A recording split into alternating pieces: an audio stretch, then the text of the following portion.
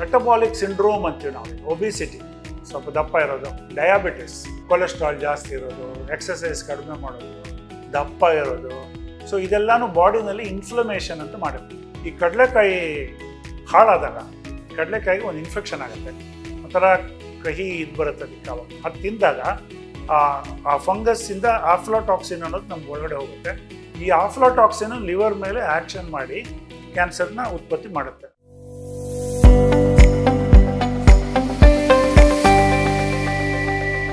ಇವತ್ತು liver cancer ಬಗ್ಗೆ ಮಾತಾಡೋಣ.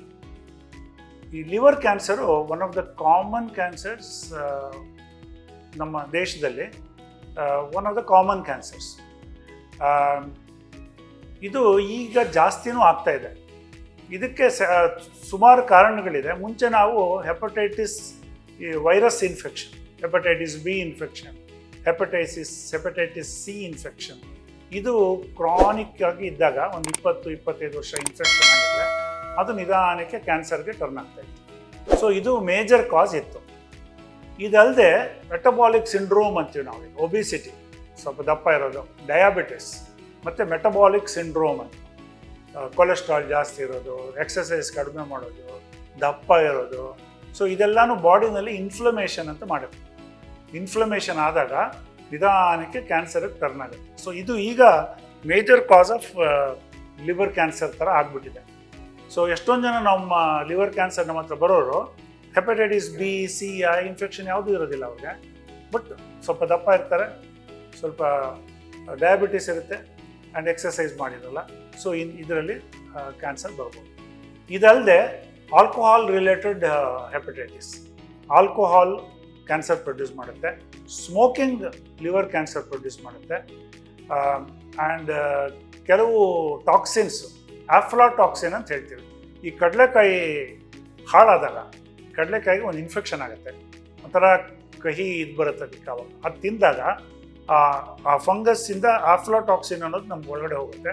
ಈ ಆಫ್ಲೋಟಾಕ್ಸಿನ್ ಲಿವರ್ ಮೇಲೆ ಆ್ಯಕ್ಷನ್ ಮಾಡಿ ಕ್ಯಾನ್ಸರ್ನ ಉತ್ಪತ್ತಿ ಮಾಡುತ್ತೆ. ಭಾಳ ವರ್ಷದಲ್ಲಿ ನೀವು 10 ವರ್ಷ, 15 ವರ್ಷ, 20 ವರ್ಷ ಕಡಲೆಕಾಯಿ, ಇನ್ಫೆಕ್ಟೆಡ್ ಕಡಲೆಕಾಯಿ ತಿನ್ನಬೇಕು, ಆವಾಗ ಮಾತ್ರ ಆ ಥರ ಆಗುತ್ತೆ. ಸೊ ಇಷ್ಟು ಕಾರಣಗಳು ಇದೆ ಲಿವರ್ಗೆ ಕ್ಯಾನ್ಸರ್ ಬರೋದಕ್ಕೆ. ಈಗ ಲಿವರ್ ಕ್ಯಾನ್ಸರಲ್ಲಿ ಏನೇನು ಕ್ಲಿನಿಕಲಿ ಏನೇನು ಬರಬಹುದು? ಒಂದು, ಕಣ್ಣಿಗೆ ಜಾಂಡೀಸ್ ಬರ್ಬೋದು, ಲಿವರ್ ಫೇಲ್ಯೂರ್ ಆಗಿ ಕಣ್ಣಿಗೆ ಜಾಂಡೀಸ್ ಬರ್ಬೋದು. ಹೊಟ್ಟೆ ದಪ್ಪ ಆಗ್ತಾ ಬರ್ಬೋದು, ನೀರು ತುಂಬಿಕೊಂಡು. ಲಿವರ್ ಸ್ವಲ್ಪ ದೊಡ್ಡದಾಗ್ಬಿಡ್ಬೋದು. ಕಾಲಲ್ಲಿ ನೀರು ಬರ್ಬೋದು. ಇದು ಕೆಲವು ಇದು. ಇನ್ನು ಕೆಲವ್ರಿಗೆ ಡೈಜೆಷನ್ ಪ್ರಾಬ್ಲಮ್ಮು, ಹೊಟ್ಟೆ ಉಬ್ಬರ ಬರೋದು, ಸುಸ್ತಾಗೋದು, ಇದೆಲ್ಲ ಆಗ್ಬೋದು. ಇದನ್ನು ನಾವು ಅರ್ಲಿ ಡಯಾಗ್ನೋಸಿಸ್ ಮಾಡಬೇಕು ಅಂದರೆ, early diagnosis is possible only if every year you go for investigations.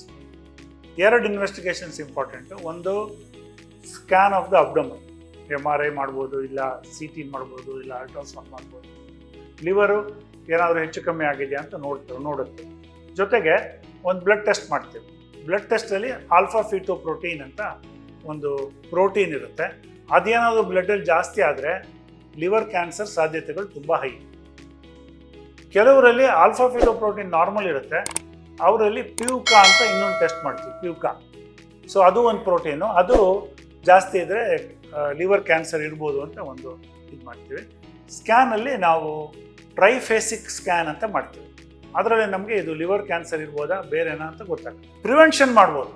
For example, diabetes ಒಳ್ಳೆ ಕಂಟ್ರೋಲ್ ಮಾಡಿ, ಒಬಿಸಿಟಿ, ದಪ್ಪ ದೇಹದ ಇದನ್ನು ತೂಕನ ಕಡಿಮೆ ಮಾಡ್ಕೊಳ್ಳೋದು, ಫ್ಯಾಟ್ ಕಡಿಮೆ ಮಾಡ್ಕೊಳ್ಳೋದು, ಆಲ್ಕೋಹಾಲ್ ತಗೊಳ್ಳದೇ ಇರೋದು, ಸ್ಮೋಕಿಂಗ್ ಮಾಡದೇ ಇರೋದು, ಇನ್ಫೆಕ್ಟೆಡ್ ಕಡಲೆಕಾಯಿ ತಿನ್ನದೇ ಇರೋದು.